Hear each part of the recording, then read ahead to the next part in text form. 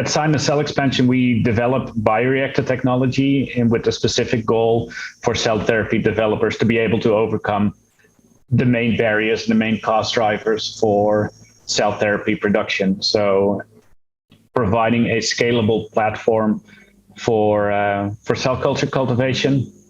So our unique bioreactor technology offers true volume scaling that can overcome some of the limitations that other bioreactor systems have in terms of starting with very small cell numbers to achieving the high cell numbers that you would need for therapeutic purposes within one system.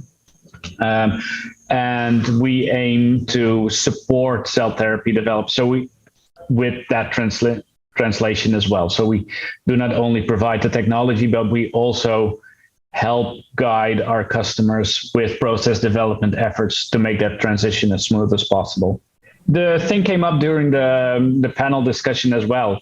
I think that it is important for people that are considering this transition and might be a bit intimidated or feel it's a bit too early. It is never really too early to start the discussion with companies such as Scinus Cell Expansion to see what can be done in a public-private partnership to make that transition as early and as smooth as possible as well, right? So as I said, we do a lot of collaboration with institutes also involved in the process development. So the earlier you reach out, the smoother the transition will be along the way.